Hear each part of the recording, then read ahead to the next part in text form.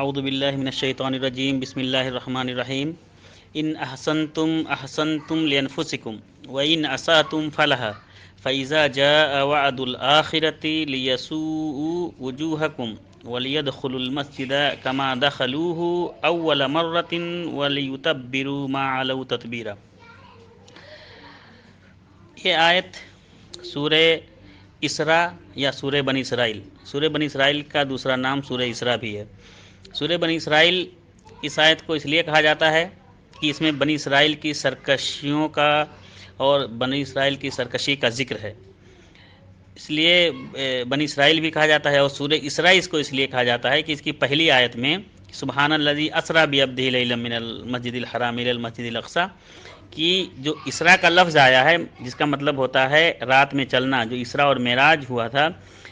تو اس کی وجہ سے اس کا ذکر ہے، اس لیے اس کو سورہ اسراء بھی کہا جاتا ہے۔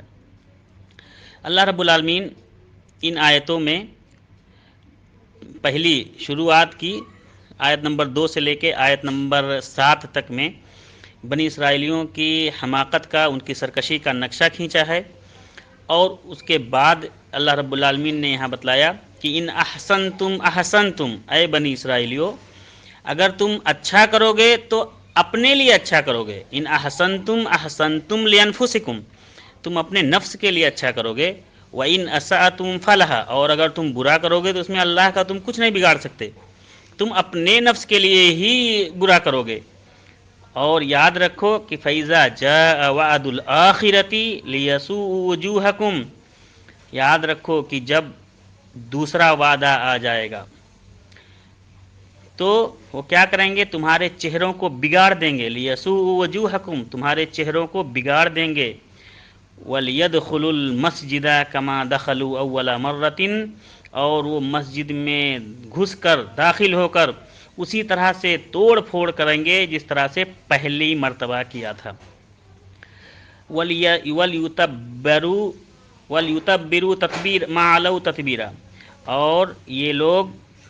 اس میں گھس کر اس کی توڑ پھوڑ کریں گے، اور جتنا وہ بگاڑ سکتے ہیں بگاڑیں گے، اور سرکشی کریں گے، طغیانی پہ اتر آئیں گے، اور تم کچھ نہیں کر سکو گے۔ تو یہاں پہ جو اللہ رب العالمین نے ذکر کیا کہ پہلی مرتبہ، تو پہلی مرتبہ بخت نصر جو بادشاہ تھا، اس نے بنی اسرائیلیوں کی سرکوبی کی تھی۔ یہ تقریباً 70 عیسوی میں بنی اسرائیلیوں کی سرکوبی کی تھی۔ جو بنی اسرائیل جو بیت المقدس پہ جن کا قبضہ تھا، یہاں پہ مسجد سے مراد ہے بیت المقدس، جو مسجد اقصیٰ جس کو کہتے ہیں، تو ان لوگوں نے جب بنی اسرائیلیوں نے اپنے نبیوں کو قتل کرنا شروع کر دیا،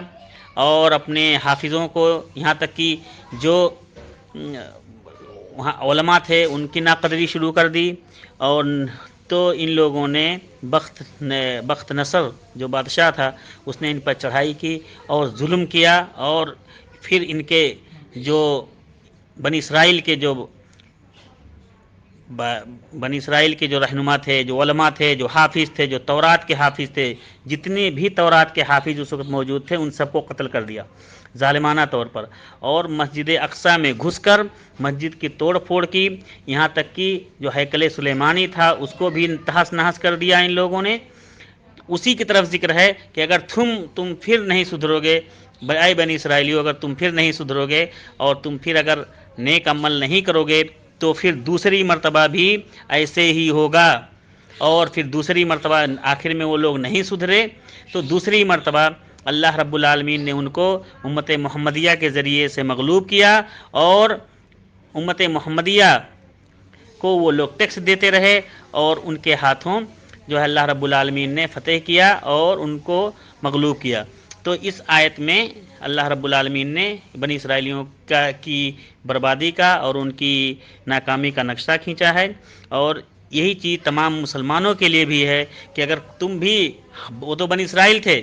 اگر ہم بھی اگر ایسا کریں گے تو اللہ تعالی ہمارے ساتھ بھی ایسا ہی کرے گا۔ اگر ہم اپنی حفاظت نہیں کر سکتے، اگر ہم اچھا کام نہیں کر سکتے تو ہمارے لیے ہے، اگر ہم برا کام نہیں کریں گے تو وہ بھی ہمارے لیے ہے، اور اگر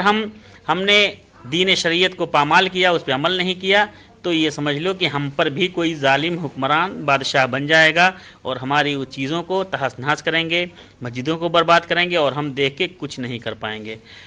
وآخر دعوانا الحمدللہ رب العالمین۔